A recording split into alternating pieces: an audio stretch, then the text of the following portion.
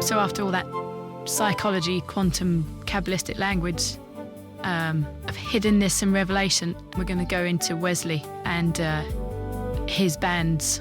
When we do bring the mal out of the kash, as it were, when we start the electricity flowing, and I think that's fundamentally a picture. That's what God ultimately wants. That's what ultimately a current is, a flow of electrons, a flow from the hidden into the seen, from the silent into the speaking. But we want to get practical. Yeah, because there's a kind of romantic idea that if we could just say everything, if we could just name every hidden feeling and every wound, we would all be free. And there's some truth to that naming things is freedom. But human beings are not designed to live without skin. Wow, yeah, that's actually the state we find ourselves in from the garden. God put skins on them. A community needs boundaries, just as a body needs skin to protect the organs, this vulnerable inner life. And if a community strips away every social boundary and exposes every hidden feeling, it doesn't automatically become healthy, does it? It often implodes under the weight of vulnerability. So the question's not really, should we go deeper? Because we know we should. We know that's the destination. But the question more is, what kind of container can safely hold that depth? Yeah, and this is where we're going to talk about John Wesley. Wesley in the early Methodist movement seemed to understand something incredibly important about spiritual community. He understood that different sizes of gathering can hold different kinds of depth. The large group that he was experiencing is a wonderful place for teaching, worship, this kind of shared identity in God. But a large group, he realised, is not always the best place for emotional exposure, for accountability, for confession, So Wesley created structure based on that realisation. 3 containers. There was what he called the society, which was the larger gathering, the kind of general community, where people would gather more or less as we would understand today in a normal church service, worship, preaching, to be fed, to be encouraged, to belong to this big movement that Christianity was. But then within that, there were classes. So these were smaller groups, often the number was around 12 people.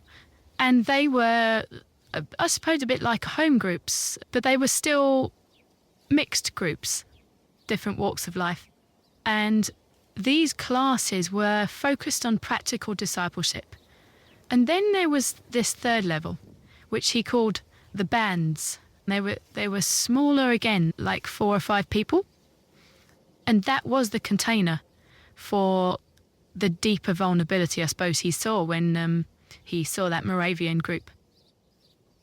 They were organised by gender, and even within that, they were organised by marital status. And kind of even within that, they were organised by life stage. Because Wesley kind of recognised that if you put that level of exposure in the wrong container, it is really dangerous. And it can really damage people. And I think that's what his wisdom came from, to group people like this. And I think in terms of life stage, in terms of, it's where you group together with people who are struggling with the same things that you're struggling with, but also have an understanding because you are in the same life stage, and within that you get the understanding. I think it's similar to Messiah, that picture of he became Yeshua, the Messiah came down. It's a picture of a high priest who is able to sympathise because he's been there, he's experienced the human condition. And that's why he can be a high priest who can really, truly intercede for us. And it's a shared experience he's had with us. And I think this is kind of like the idea behind this. It's the shared experience of life, where these became really, really safe places to be high priests for each other, I suppose. A priest comes from the idea of connecting, of being in close proximity to God and being almost like a bridge from God to the people, from the people to God. It's just being there, I suppose, like a counsellor would be. Well, maybe we can be that for each other. Yeah, we are. Yeah, that's a great picture. Yeah.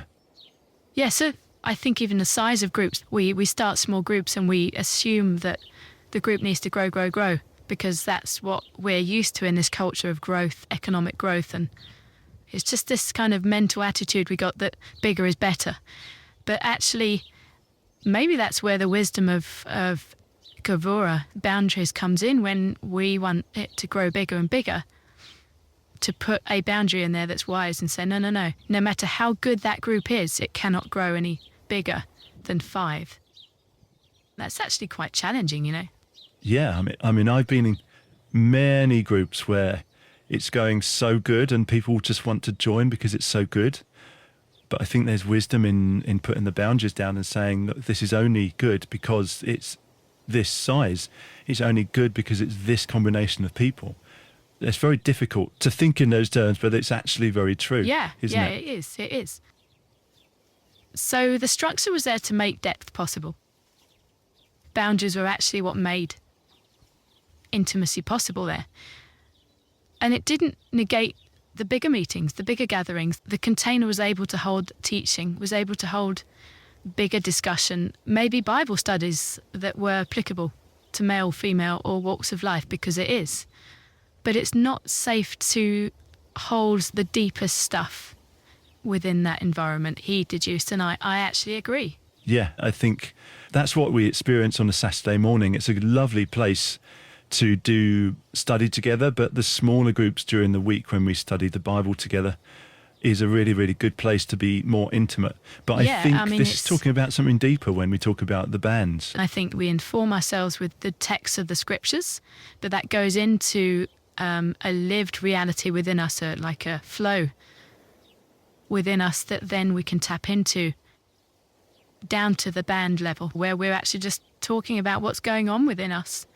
Yeah, I hope that made sense. Yeah, that does make sense. So yeah, great. Wesley's model really gives us a way of thinking about the ripples, doesn't it? I think what we're talking about here is very, very important, like actually essential for community. It's asking the question, so when is it appropriate to go deeper there? And I think it's appropriate when the ripple is beginning to distort kind of the community, like having if unspoken dynamics are causing people to withdraw, if resentment is coming to a head, if the dynamics are actually starting to become a bit strange, maybe people are just avoiding the group. Well, why are they avoiding the group? When some people didn't start hijacking the study, trust is damaged, then probably something needs attention. But even then, it needs to be handled in the right container. Sometimes that is a private conversation and maybe a chaperoned conversation, which I've experienced many times, needing to become a chaperone in a very difficult conversation. But actually, yeah, smaller group. Bands.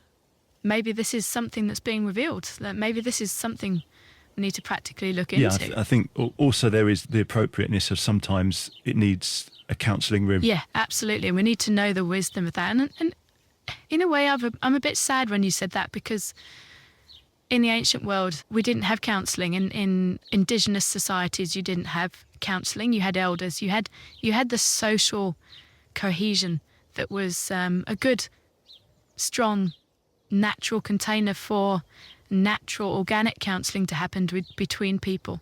Yeah, so yeah, I'm torn with that. Yeah, I get you. I get what you're saying there. Maybe we need to kind of revisit the idea of elders and mentorship, and might open up another conversation. But just one other thing I wanted to say is sometimes restraint, prayerful restraint and time is the wisdom. What do you mean by that?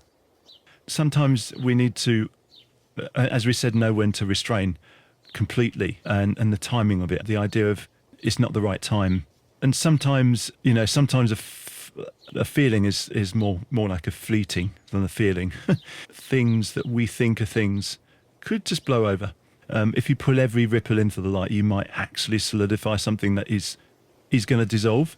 Anyway, all we're saying is mature community needs discernment. The Torah is not there to be hijacked by everyone's emotional processing in that big space. But at the same time, we should avoid pretending that nothing is happening beneath the study. Because when people gather around this text, as we said, it searches them. There's that proverb, that the soul of man is the lamp of God. That I wrote a song about it. And when we read this text, it reads us, and it brings three things up. And those things are going to be creating ripples. The patriarchs and matriarchs, they're full of these undercurrents. There's going to be a mirror to stuff that's going on with us, We can let the text itself teach us how to notice the unseen. How would you bring that challenge to a community without making everyone panic? I think you'd say something like, we read the Bible, we read Torah, and if that is true in the text, perhaps it's a mirror and it's perhaps true among us. We all bring more to the room than our spoken opinions and conversations. We are bringing atmospheres, we are bringing histories, we are bringing our self-viewing of ourselves maybe as grasshoppers or slaves, our slave mentalities to the group, our fears, our resistances. But the challenge maybe, I don't know how it is, bring that to the light, but to say that our challenge is not to expose all of that recklessly. And the challenge actually is to become a community mature enough to know that those deep layers exist, but also mature enough to discern what container we need for that moment, for that kind of, that wave that we may be made aware of. Yeah. And I think that's the challenge. I don't know how to put this, really. We can't be with a flat lake all the time. We can't avoid throwing pebbles in and making ripples. But now we've done that. And just thinking, turning it around, that from God's perspective, that he had already built a container for the children of Israel when he started shaking up Egypt. I suppose that container was his heart. That container was his loyalty to to his mission and his relationship with the patriarchs as this people that he was. I suppose the container is covenant. Yeah, and maybe that's something that helps us to see into this challenge to community, that if we are going to create ripples, which are inevitably going to happen through this kind of meeting together, we're not down the pub watching the game, we are actually exploring the mystical flow of God made manifest in man and how to walk that out. Maybe that's a very good framing to understand how we can become a community that builds a covenantal boundary. And the covenant with God and Israel, I think, was a progressive thing. Israel experienced God within a time dynamic. And I think this is what we did a study in our Hebrew lessons with the idea of going to the mountain and the moment when God just pours himself out unrestrained and they start seeing sound and hearing light, hearing things that they should be seeing. Synesthesia was going on in Hebrew. You can see it very explicitly. And it was too much for them. They said, we're going to die if this carries on. And later on, I think in Deuteronomy, it says, yes, that was on purpose. And I meant to do that because in a way I'm interpreting, this is my complete paraphrase, out of context, but I don't care. God was assessing the vessel that they needed. And I think in seeing what happens in the insert between chapters Exodus 25 and 33 or 31 even, that insert in the text where we get the tabernacle, I think that really was the vessel that God was discerning they needed. They needed to be able to draw close and feel safe in drawing close to God. They needed a wound healing of slavery from within them. And just as the tabernacle was, I believe, in space, so was the 40 years gestational period of wandering, growing the next generation within that time period was the space in time that they needed. That was the vessel. So interesting. Yeah. Can we discern what spaces we need to build, what time we need to build, and timing we need to build? The aim is not to strip all our clothes off, metaphorically speaking, to force us into the Garden of Eden. God's wisdom was enough that he exiled them from the Garden of Eden. For the sake of their own safety, they would collapse if they were forced into that experience of vulnerability in the contorted state they found themselves in after eating the fruit. So I think we need to have wisdom, and maybe that's where this whole conversation lands, really. And the work of a mature community is not simply to go deep, but to build vessels that can hold depth. And maybe that's the real challenge for any community that wants to become more than a gathering. God is, I think, pushing our buttons here, saying, look, the society, the world around you is turning into frogs at the moment. And within that context, we need to talk about having difficult conversations that will collapse wave functions into something that you can build a boundary around, that will bring safety, that will bring maturity, growth, but also on a communal level that we need to think about building for this moment when frogs will be influencing our everyday life in ways we really don't want them to. As God takes down this system and starts to establish his kingdom on earth. And this is where we want to land here, that this is all preparation for what we both feel, I think, is coming upon the earth.